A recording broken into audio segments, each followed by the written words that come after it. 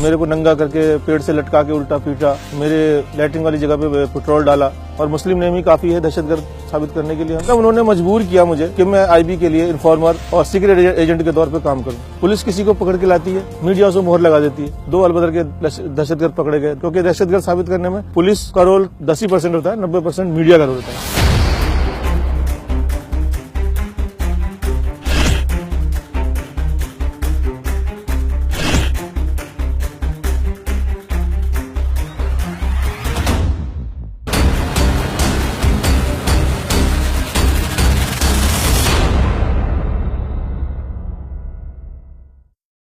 1991 में मेरे भाई के हाथों से एक झगड़ा हो गया, उसमें एक आदमी का मर्डर हो गया, उनके दोस्त का। उसके सिलसिले में वो 25 सालों से जेल के अंदर है। मैं वहां उनसे मिलने जाया करता था, तो वहां से पुलिस वालों ने मुझे वॉच करना शुरू किया। किडनैप करके मुझे ले गए मोरिस नगर क्राइम ब्रांच में।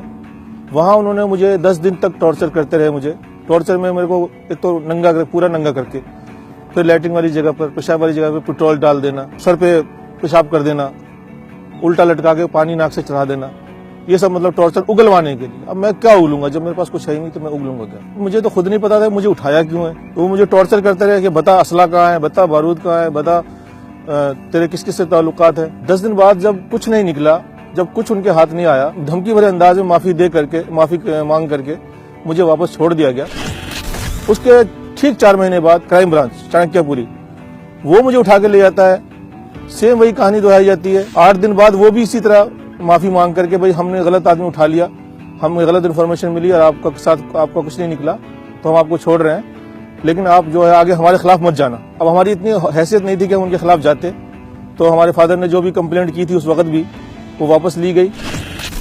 आईबी वाले धोला कुआं से उठाकर ले जाते हैं तो सीधा सीधा डील। एक दिन टॉर्चर किया, दूसरे दिन उनके बड़े अफसर आए, उन्होंने सीधा बोला डील है भाई हमारी, या तो इनकाउंटर कर देते हैं तेरा, कि तेरे जैसे लोग बहुत मरते हैं दुनिया में, कोई फर्क नहीं पड़ता हमें, और मुस्लिम नेम ही काफी है दहशतगर्द साबित करने के लिए हमें, या तो तू हमारे लिए इन्फॉर्मर का काम कर, या मर, या फिर जेल जा। मेरे पास और कोई ऑप्शन नहीं था, कोई रास्ता नहीं था, क्योंकि आप इतनी बड़ी एजेंसी से उलझ नहीं सकते, आप इतनी बड़ी पुलिस फोर्स से उलझ नहीं सकते।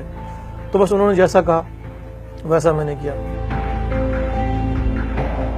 फिर 2001 से ये कहानी शुरू होती है। मैं वहां से उनके लिए काम करता रहा, जासूसी करता रहा। वो मुझे काम बताते थे, किसके पीछे लगना है, कहाँ जाना है, किसका पीछा करना है, किस इलाके में रहना है आपने जाकर, किस पर वॉच रखनी है। उस काम के मुझे वो 7,000 महीना तनख्वाह भी देते थे उस टाइम। 2 कश्मीरी लड़के के साथ, एक का नाम इम्तियाज था, एक का फैयाज था। मुझे जम्मू के रास्ते कश्मीर भेजने की कोशिश की भी, तो मुझे इंटेलिजेंस आर्मी ने पकड़ लिया। फिर जब उनको पता लगा कि आईबी के लोग हैं, आईबी के लोग छुड़ाने गए वहां मुझे स्पेशल गाड़ी से, हाँ कश्मीर, जम्मू बैरवाल थाना, आज मुझे थाना भी याद है क्योंकि वहां मेरे साथ टॉर्चर काफी हुआ था।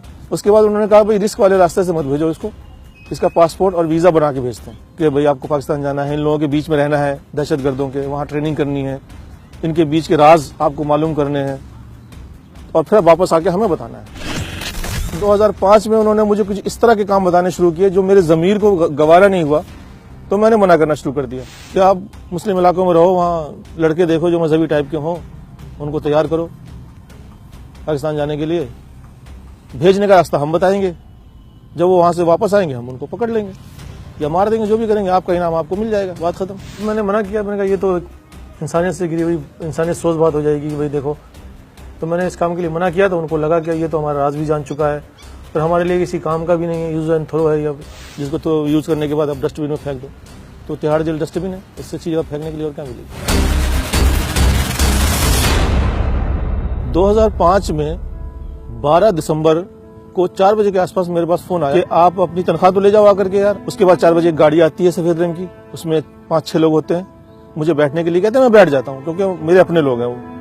जैसे मैं बैठता हूँ, मेरे को गन लगा दी, मेरी आंखों में पट्टी बांधी और मेरे मुंह पे कपड़ा डाला, सीट के नीचे बिठा दिया, सीट पर से उतार के मुझे सीट के नीचे बिठा दिया, और वो गाड़ी 1-1.5 घंटा चलती रही और मुझे वो किसी खुफिया जगह पे ले गए अपनी। तो टॉर्चर वगैरह किया थोड़ा मेरे को, और फिर बोला आपको 5-7 साल के लिए बुक कर देते हैं, हमने आपको बहुत पाल लिया, बहुत खिला लिया, और थोड़ा चर्बी जो चढ़ी है ना पर, वो थोड़ी चर्बी कम कर देते हैं। और जेल में रह करके अगर आपका दिमाग ठिकाने आ जाए, आप हमारे लिए राजी हो जाओ काम करने के लिए, तो हम वापस भी छुड़ा लेंगे आपको। हमारे फादर ढूंढते रहे, बहुत बुरी तरह ढूंढते रहे।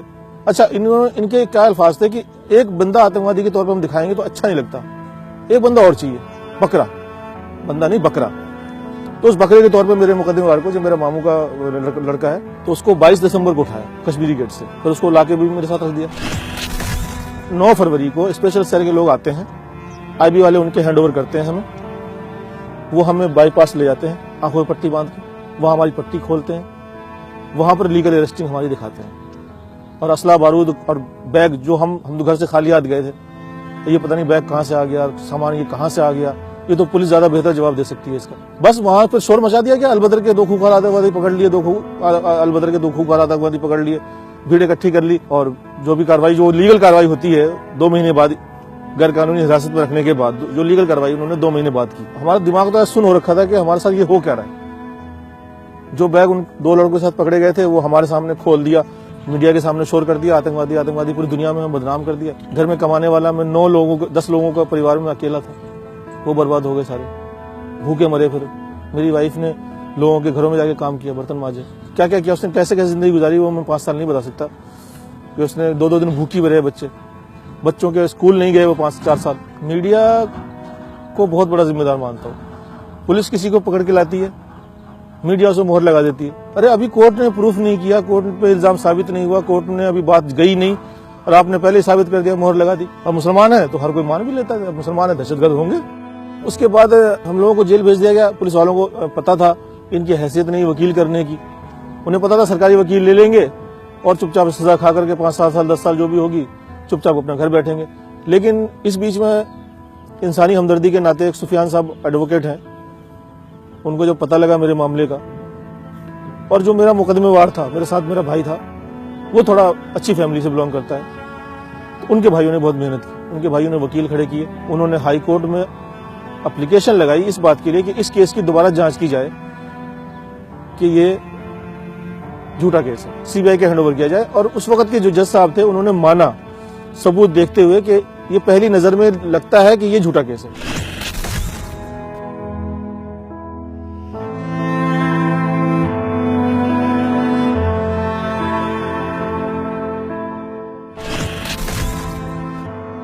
मुझे क्लीन चिट मिली, बेगुनाह मुझे साबित किया उन्होंने। मैं बस एक शेर में अपनी बात, शायद मैं पूरी बात कह पाऊं, कि उसी का शहर, वही मुद्दई, वही मुंसिफ, मुझे यकीन था मेरा कसूर निकलेगा, जो खो गया है उसे ढूंढना तू ए नासिर, यहाँ जो डूबा है जाकर के दूर निकलेगा। मैं कहता हूँ इंसाफ मिला, लेकिन मुझे ये 25% मिला, 100% इंसाफ मैं इसको नहीं कहूँगा। क्योंकि 100% इंसाफ जब होता जब उन पुलिस वालों के खिलाफ कार्रवाई होती है। किसी की पूरी फैमिली, पूरी जिंदगी तबाह कर देते हैं और आप अपने ऑफिस में आराम से बैठते हैं, ये इंसाफ नहीं है।